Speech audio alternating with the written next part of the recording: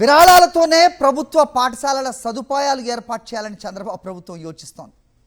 Schools నిర్మాణం అలాగే మౌలిక వసతుల బాధ్యతను కూడా వదిలేశారు చంద్రబాబు. కలెక్టర్ల కాన్ఫరెన్స్లో బాబు ఈ విరాళాల విధానం బట్టబయలైంది. ప్రభుత్వ పాఠశాలల నిర్మాణానికి కూడా నిధులు ఇవ్వని చంద్రబాబు ప్రభుత్వం కలెక్టర్ల కాన్ఫరెన్స్లో విద్యాశాఖ ప్రిన్సిపల్ సెక్రటరీ ప్రెజెంటేషన్లో ఆయన వెల్లడించారు. సో స్కూల్స్ ఇన్ఫ్రాస్ట్రక్చర్ అవ్వచ్చు, లేకపోతే వాటి నిర్వహణ ఇవన్నీ కూడా విరాళాలతోనే చేయాల్సిన అవసరం ఉంటుంది అంటూ చేతులు దులుపుకునే ప్రయత్నం చేశారు ప్రభుత్వ పరంగా. నెక్స్ట్ ఈ కలెక్టర్స్ అందరికి కూడా ఈ క్రిటికల్ గ్యాప్స్ ఇన్ ఇన్ఫ్రాస్ట్రక్చర్లో ఒక ఇంపార్టెంట్ ఐటమ్స్ అన్ని మీ మీ డిస్ట్రిక్ట్స్లో ఎంత కావాలి ఏమిటి అనేది ఓవరాల్గా చూస్తే 2820 కోట్లు కావాలి, కానీ అది ఫైనాన్స్ని అడగట్లేదు. మినిస్టర్ గారి ఆలోచన ఏంటంటే ఇది ఎన్ఆర్ఐస్ నుంచి అలాగే అలుమ్నై నుంచి సిఎస్ఆర్ నుంచి ఇది రైజ్ చేద్దామని చెప్పి ఈ లీప్ యాప్లోనే ఒకటి పెడుతున్నాం, డోనర్ స్పాన్సర్షిప్స్ అని.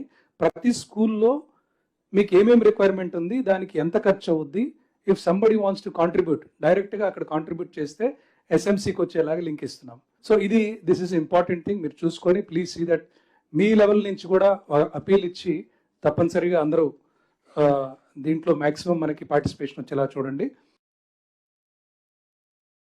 సార్ నెక్స్ట్ ఈ కలెక్టర్స్ అందరికి కూడా ఈ క్రిటికల్ గ్యాప్స్ ఇన్ ఇన్ఫ్రాస్ట్రక్చర్లో ఒక ఇంపార్టెంట్ ఐటమ్స్ అన్ని మీ మీ డిస్ట్రిక్ట్స్లో ఎంత కావాలి ఏమిటి అనేది ఓవరాల్గా చూస్తే 2820 కోట్లు కావాలి, కానీ అది ఫైనాన్స్ని అడగట్లేదు.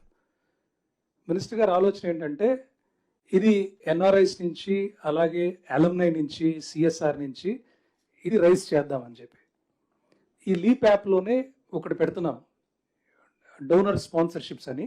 ప్రతి స్కూల్లో మీకు ఏమేమి రిక్వైర్మెంట్ ఉంది, దానికి ఎంత ఖర్చు అవుద్ది, if somebody wants to contribute డైరెక్ట్గా అక్కడ కాంట్రిబ్యూట్ చేస్తే ఎస్ఎంసీకి వచ్చేలాగా లింక్ ఇస్తున్నాం. So this is important thing, మీరు చూసుకొని ప్లీజ్ సీ దట్ మీ లెవెల్ నుంచి కూడా అపీల్ ఇచ్చి తప్పనిసరిగా అందరూ దీంట్లో మ్యాక్సిమం మనకి పార్టిసిపేషన్ వచ్చేలా చూడండి.